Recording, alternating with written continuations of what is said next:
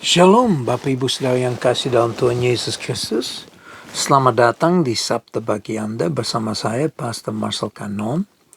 Dan kita sudah lewati lebih dari separuh daripada bulan Februari. Ya, persis separuhnya adalah hari Senin, sekarang sudah hari Rabu. Wow, waktunya lewatin cepat sekali. Kadang-kadang saya nggak tahu hari apa, tanggal berapa, ya.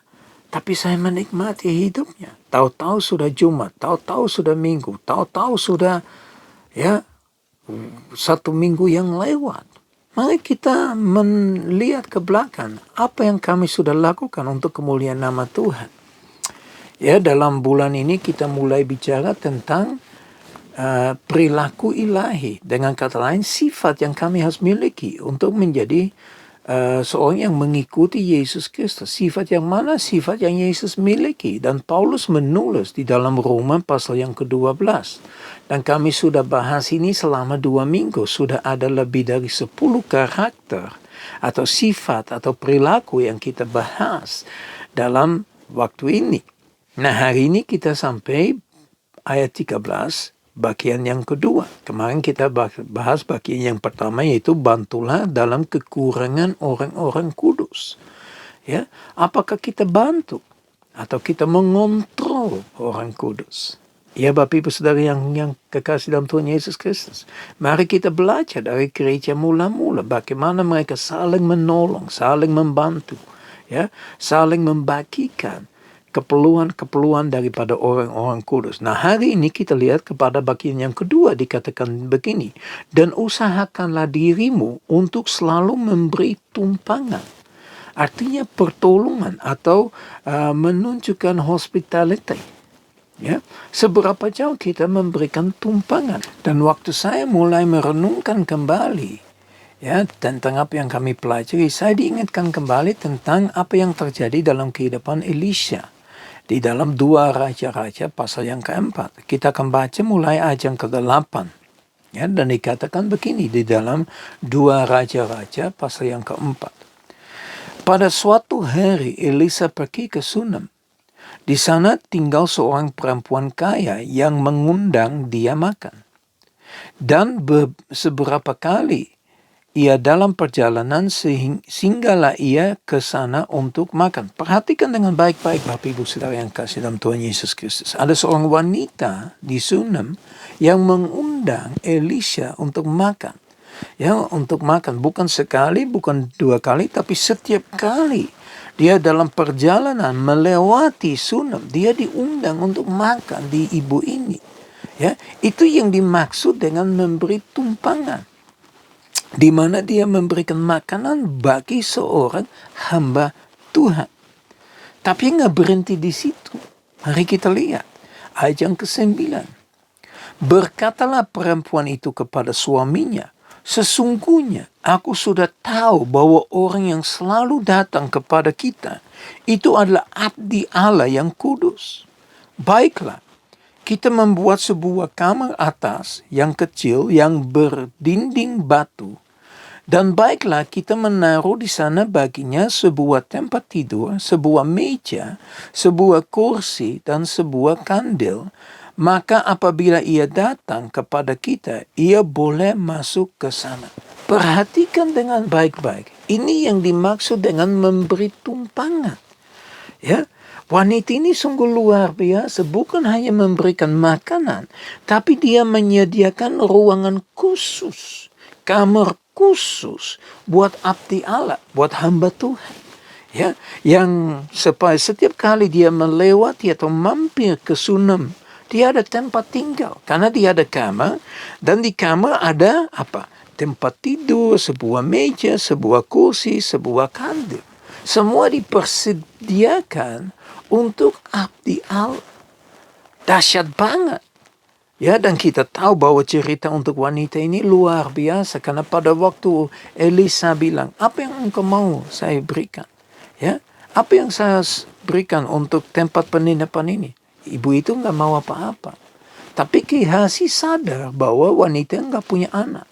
Dan kemudian ya Elisa berkata bahwa wanita ini akan hamil dan memang benar hamil dan punya anak dan dia bersuka cita, tapi tiba-tiba anak itu mati. Dan apa yang terjadi? Anak itu abdi Allah dipanggil dan Elisa datang dan Elisa melakukan mujizat Allah dalam kehidupan daripada anak itu. Perhatikan dengan baik-baik. Kenapa Tuhan lakukan begitu dahsyat? Karena Tuhan tidak pernah berhutang kepada orang yang melakukan baik bagi hambanya, bagi abdi Allah. Saya nggak katakan ini karena saya hamba Tuhan, tidak. Tapi karena saya juga sudah mulai mengalami berkali-kali. Selama saya melayani di Indonesia, berapa sering saya disediakan rumah. Ya, dan mereka bilang, pastor, setiap kali Anda datang, inilah tempat tinggal Anda. Mereka ajak saya makan, mereka undang saya makan. Berapa sering ada orang-orang berkata, Pak, kami undang Bapak makan di rumah ya. Mari kita makan sama-sama.